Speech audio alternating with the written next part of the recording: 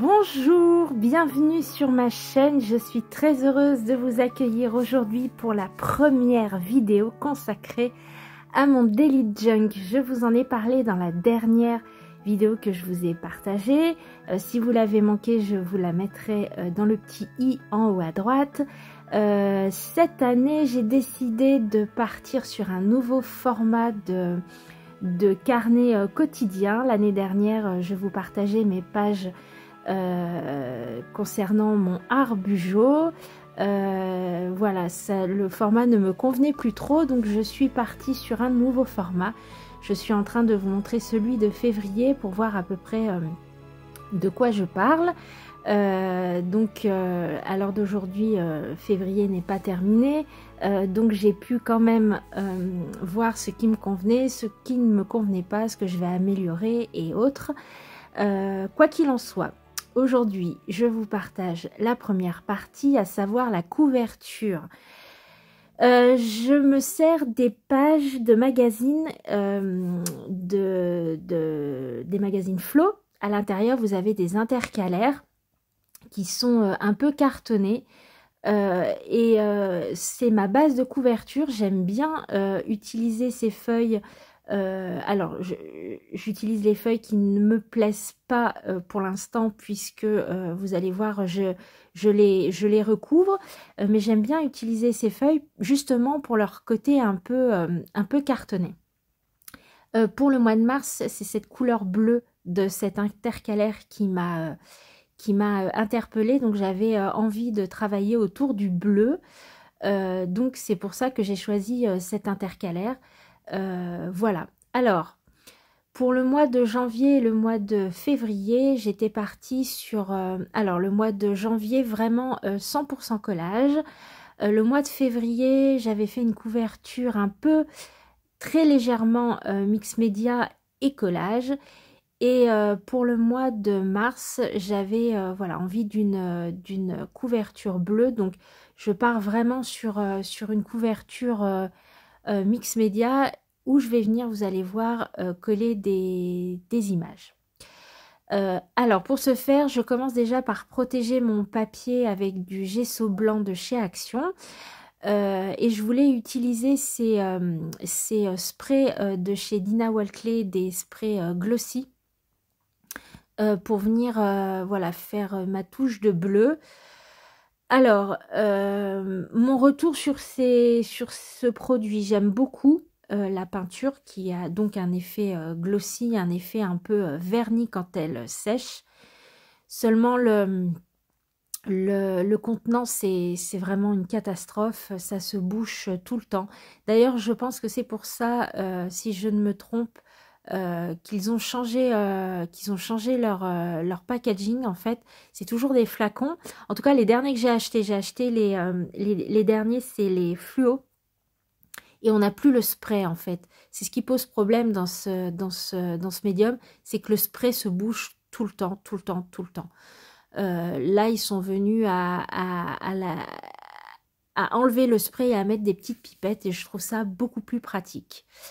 Je me suis un peu trop lâchée sur le glossy, et ça a beaucoup fragilisé ma page de couverture. Du coup, je vais venir renforcer la pliure avec du washi fait maison. Je vais en mettre tout le tour parce que après avoir séché, vous avez vu, hein, je colle toujours aussi droit. Bref, petite parenthèse, ça se verra pas à la fin. Mais bon, voilà, j'ai encore collé de travers. Donc j'avais vraiment fragilisé la pliure et elle commençait à se déchirer.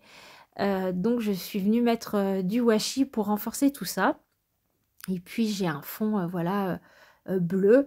Le temps d'emmener mon fils à l'aïkido, je viens laisser ça bien sécher sous une pile de livres pour que voilà, la couverture s'aplatisse. Et puis maintenant, ça va être le moment de laisser ces ressentis ressortir. Je prends mes piles d'images que je garde, que je garde de côté. Alors il y a des images de de partout, de plein de magazines différents. Et puis je trouve que, alors j'ai des magazines encore remplis, que je garde tels quels, que je ne découpe pas. D'autres que je dépouille complètement, je garde les images, je garde les mots qui m'intéressent, les phrases, les citations, je les dépouille complètement parce que je trouve que c'est plus simple quand on veut faire ce genre de création, c'est plus simple de n'avoir que des images. Si j'ai les images qui sont noyées autour d'écrits, elles me parlent moins que si je n'ai que l'image. Donc c'est vraiment comme ça que je procède. Donc je passe les images, je cherche pas à comprendre le pourquoi du comment, je mets de côté toutes les images qui m'interpellent, qui me font du bien, ou voilà, je les mets de côté, et une fois que j'ai ma pile d'images, je suis en train de vous les montrer, et bien le moment du collage arrive. Alors moi je fonctionne comme ça en fait, je viens mettre les images les unes à côté des autres, et quand ça me plaît, quand il y a quelque chose qui s'en dégage, qui me parle, ou qui fait vibrer quelque chose en moi, eh ben je garde, tout simplement. J'essaye pas de faire en sorte que ce soit harmonieux, ou que ce soit beau, ou qu'il y ait un combo couleur, ou non, pas du tout. La seule couleur que je voulais, c'était le fond, je le voulais bleu. Et de là, après, les images, c'est vraiment à l'instinct. C'est vraiment quelque chose qui vient... ça me parle au niveau du cœur, mais ça me parle aussi au niveau du chakra sacré. C'est vraiment quelque chose de viscéral. C'est quelque chose que je ressens à l'intérieur de moi. Et quand ça matche bien, et bien je sais que c'est ce qu'il faut, et je le laisse. Alors, forcément, j'ai plein d'images qui me parlent, mais je n'aurai au final pas tout sur ma couverture. Et c'est d'ailleurs, c'est drôle parce que c'est pas du tout les images qui me parlaient le plus de toutes celles que j'ai choisies qui vont finir finalement sur ma page de couverture. Voilà, donc c'est un exercice vraiment très sensoriel, très instinctif.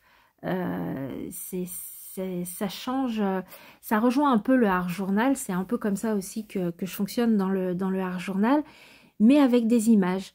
Il faut savoir que le collage, j'en fais un petit peu. J'ai eu très longtemps du mal à faire du collage. Je ne sais pas pourquoi. Certainement ce côté, ce lâcher prise qu'il faut pour faire du collage. Je pense que je manquais encore beaucoup de lâcher prise, et du coup ça m'intéressait moins, et depuis quelques mois maintenant c'est venu en fait avec mes pages de Art Bugeaud, mes pages de début de mois. C'est là où j'ai commencé vraiment à acquérir ce lâcher prise pour pouvoir faire du collage. Donc je suis très très contente quelque part voilà, d'intégrer ça réellement dans ma pratique avec ces pages de Daily Junk. Donc voilà, c'est vraiment très libérateur. Et puis je, je vous le disais, j'essaye pas de savoir le pourquoi du comment, c'est ça qui m'interpelle, mais c'est plusieurs jours après, lorsque je reviens sur ma page, ça me l'a fait pour le mois de février, où je me dis, ah bah oui, j'ai choisi ça, et effectivement, avec du recul, cette image me fait penser à ça, ou m'interroge sur ça, ou répond à telle question, et je trouve ça vraiment... oui, je trouve ça vraiment très sympa à faire. Alors là, par exemple, c'est toute l'image qui me parlait, mais une fois que je la regarde, en fait, je me rends compte que c'est cette partie-là qui me parle le plus, une toute petite partie de l'image. Du coup, j'hésite pas à venir découper ce qui me parle pour venir l'intégrer sur ma couverture. Donc voilà, c'était cette page rose qui me parlait énormément. Et quand je la regarde encore, elle me parle encore beaucoup. Mais voilà, c'était certainement pas le moment que je l'utilise. Alors peut-être que je l'utiliserai dans une page de Art Journal ou je ne sais pas. Mais voilà, c'était pas l'endroit où elle devait aller en fait, où elle doit aller. Donc quand je découpe et que je dépiote tous mes magazines, je jette pas ce qui reste en fait, ce qui ne m'intéresse pas. Je les garde ces magazines, donc ils sont beaucoup moins gros. Je les garde et je m'en sers, comment je pourrais dire, une sorte de palette de collage. Je viens mettre de la colle, quand je viens voilà, coller toutes mes images, je m'en sers pour que tout, qu'il y ait de la colle partout sur mes images. Donc voilà, ça me sert de palette de collage, entre guillemets. Oui, je pourrais appeler ça comme ça. Et une fois donc j'ai choisi toutes mes images, que la mise en page me convient à peu près, et ben c'est le moment du collage. Alors j'ai un peu galéré avec ces fleurs que je suis venue détourer, parce qu'au bout d'un moment j'ai les doigts qui collent, j'ai plein de colle partout, et puis les tiges sont assez fines, donc je les ai déchirées, mais bon c'est pas grave, un petit point de colle et ça se voit pas. Voilà, je sais pas pourquoi, c'est certainement l'appel du printemps qui se fait sentir et qui, voilà, j'ai vraiment hâte que le printemps arrive, donc je pense que c'est pour ça que j'ai pris beaucoup de temps à détourer toutes ces fleurs et ces boutons de fleurs. Donc je les voulais absolument sur ma couverture du mois de mars.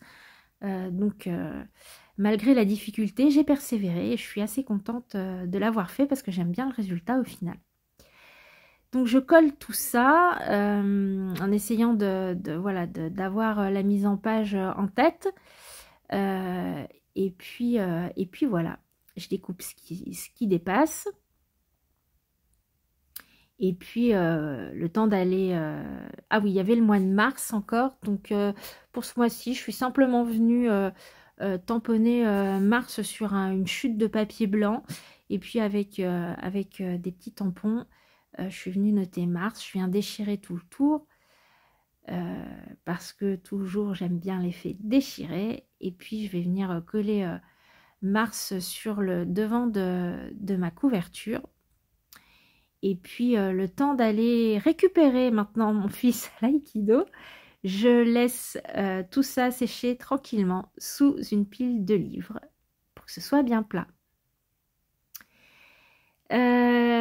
Le derrière de ma couverture me plaisait moyennement du coup parce que voilà la peinture glossy avait transpercé, bref ça me plaisait pas, du coup je suis venue coller par dessus. Je sais pas si vous avez vu quand j'ai vraiment trop mis de peinture au tout début sur ma couverture, je suis venue éponger tout ça avec une feuille blanche. Du coup je vais venir la coller à l'intérieur, voilà, et je préfère cet effet-ci.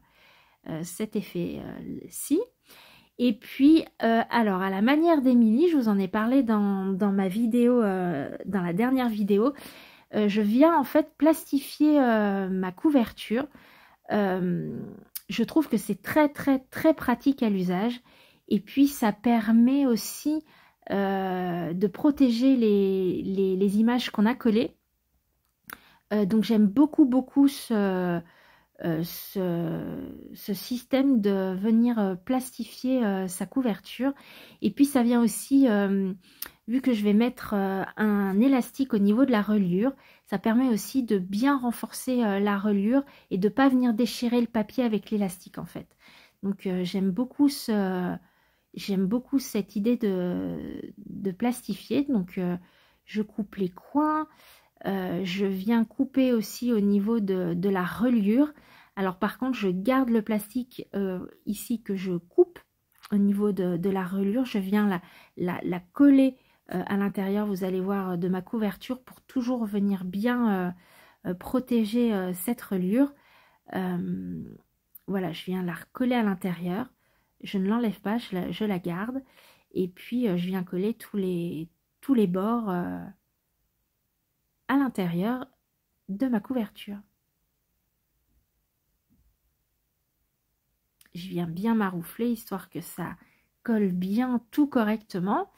Je viens plier ma couverture et puis la magie opère.